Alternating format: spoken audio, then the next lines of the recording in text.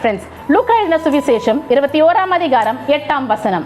அதற்கு அவர், நீங்கள் வஞ்சிக்கப்படாதபடிக்கு எச்சரிக்கையாயிருங்கள், ஏனெனில் அநேகர் வந்து என் நாமத்தை தரித்து கொண்டு நான் தான் கிறிஸ்து என்றும் காலம் சமீபித்தது என்றும் சொல்லுவார்கள், அவர்களை பின்பற்றாதிருங்கள். இந்த நாட்களிலே தேவையான முக்கியமான ஒரு செய்தி.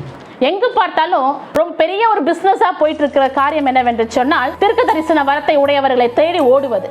நாளைக்கு என்ன எனக்கு நடக்கும், ஒரு ஃபோன் பண்ணி கேட்டு யாருக்காவது ஒரு ப்ரேயர் சென்டருக்கு ஃபோன் பண்ணுறது, அல்லது ஒரு ஊழியக்காரிடத்தில் நம்ம பிடித்து வைத்துக்கொண்டு அவர்கிட்ட போயிட்டு முழங்கால் பண்ணிட்டு நம்ம தலையை கொடுத்து நாளைக்கு என்ன நடக்கும், ஏது நடக்கும். நான் இந்த காரியத்தை செய்கிற நமக்கும் வேற இடத்துல போயிட்டு குறி கேட்பார்கள் அல்லவா, அவர்களுக்கும் வித்தியாசமே இல்லை இல்லையா? ஒரே மாதிரி தானே இருக்கு. கடைசி காலத்துல எச்சரிக்கையாயிருங்கள்னு வேதவசனம் சொல்லுகிறது. அவர் நாமத்தை தரித்து நான் தான் கிறிஸ்துன்னு சில பேர் வருவாங்க, இருக்கின்றதாம். அநேக நாடுகளிலே நான் தான் கிறிஸ்து என்று சொல்லி அநேகருடைய சொத்துக்களை எல்லாம் பறித்து கொண்டு கிறிஸ்துவ நான் தான் என்று தன்னை பிரகடனப்படுத்தி கொண்டு ஊழியம் செய்கிற அநேகர் இருக்கின்றார்கள். இந்த நாட்டில் வரல, ஆனால் அதற்கு பதிலாக கள்ள தீர்க்கதரிசிகள் உருவாகி இருக்காங்க. இந்த விசுவாசிகளுடைய பழக்கம் என்னன்னா, எங்கேயாவது போயிட்டு அவங்க இந்த காரியத்தை சொல்றாங்க, அவங்க எனக்காக இந்த நாட்களை சொல்றாங்கன்னாக்க ஓடிடுவோம். நல்ல ஒரு தீர்க்க தரிசனம் வரம் மிக்கவர் என்று சொன்னா ஓடிடுவோம். சுகம் அளிக்கிற வரம் அவங்ககிட்ட இருக்குன்னு சொன்னா ஓடிடுவோம். வேதவசனம் சொல்லுகிறது, என் நாமத்தினாலே நீங்கள் எதை கேட்டாலும் நான் உங்களுக்கு செய்வேன்பான்னு வசனம் சொல்லியிருக்கு. இயேசு சொல்லிட்டு போயிருக்காரே, பரிசுத்த ஆவி உங்களிடத்துல வரும்பொழுது நீங்கள் பலனடைந்து யூதேயா முழுவதிலும் சமாரியாவிலும் பூமியின் கடைசி பரியந்தமும் எனக்கு சாட்சிகளாக இருப்பீர்கள் வசனம் சொல்லுகிறதே. அவ பரிசுத்த ஆவியை உடைய நீங்கள் ஏன் இன்னொரு நபரை தேடி ஓட வேண்டும்? இதுல எல்லாவற்றுக்கும் மேலாக ஒரு சபையின் கீழ் இருக்கும் ஒரு மேய்ப்பனிடத்துல ஆடுகளா இருக்கின்றோம்னா, அவங்கள வந்து எங்க சபைக்கு வரீங்களா, எங்க பாஸ்டர் நல்ல மெசேஜ் கொடுப்பார், எங்க சபைக்கு வாங்கல, அவர் சொல்றது துல்லியமா இருக்கும். ஏன் நீ முட்டி போடு, நீ ஜெபம் பண்ணு, உனக்கு கர்த்தர் வெளிப்படுத்த மாட்டாரா? அவங்களுக்குள்ள பரிசுத்த ஆவியானவர் இருக்கிறார் அப்படின்னு சொன்னா உங்களுக்குள்ள அப்ப பரிசுத்த ஆவியானவர் இல்லையா? நீங்கள் பரிசுத்த ஆவியின் வரங்களை உடையவர்கள் அல்லவா? இயேசுவத்துல இல்லையா? ஒருவேளை அப்படி இல்லை என்று சொன்னால் நீங்க ஏன் அப்ப தேடி ஓடுறீங்க? அப்ப உங்களுக்குள்ள இருப்பது வேறொரு ஆவியா?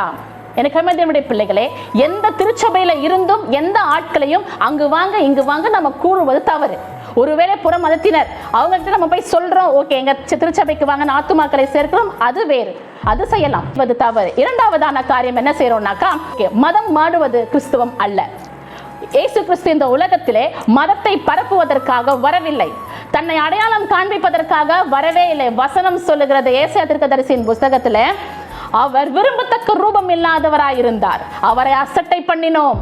அவர் எப்படிப்பட்டவரா வந்தார்? ராஜாதி ராஜாவெல்லாம் வரல, அசட்டை பண்ணப்பட்ட ஒரு உருவத்தோடு வருகிறார். நம்ம இந்த கேலண்டர்ஸ்ல எல்லாம் ஒட்டி இருக்க அந்த ஃபிகர் இயேசுவுடைய ஃபிகர் அல்ல, அந்த இமேஜ் கிடையாது. ஆனா நம்மளா ஒரு பிம்பத்தை உருவப்படுத்தி இதுதான் இயேசு என்று வணங்கி கொண்டு அநேகர் இருக்கின்றார்கள். நாம் கள்ள தீர்க்கதரிசிகளுக்கு எச்சரிக்கையோடு இருக்க வேண்டும். ஆடலும் பாடலும் புகை போட்டுக் கொண்டு கலர் கலரா இருக்கின்ற இடங்களுக்கு செல்லுவதை தவிர்த்து விடுவது மிகவும் அவசியம். உங்க கையில பைபிள் இருக்கு, இயேசு உங்களோடு கூட இருக்கார். ஒரு அறையில உட்கார்ந்து ஜெபியுங்கள், கர்த்தர் உங்களுக்கு செவி கொடுக்கிறவரா இருக்கிறார், உங்களோட பேசுவார், வேதத்தின் மூலமாக பேசுவார், செய்தியின் மூலமாக பேசுவார். எதுவுமே இல்லையா, நீங்க தூங்கும் பொழுது கனவின் வழியாக கூட கர்த்தர் பேசுகிறவரா இருக்கிறார். அவர் உங்களை உருவாக்கினவர், உங்களுக்கு மீது தன்னுடைய ஆவியை கொடுத்திருக்கிறவர். அவர் ஒருபொழுதும் உங்களை கைவிடுகிற தேவனை அல்ல. தேவையில்லாமல் எந்த மனிதரையும் இந்த பாஸ்டர்ஸ் உடைய வர்ஷிப்பை விட்டு கர்த்தரை வர்ஷிப் பண்ணுங்க, அவர் உங்க வாழ்க்கையை நடத்துவார். Have a blessed day. Praise be to God.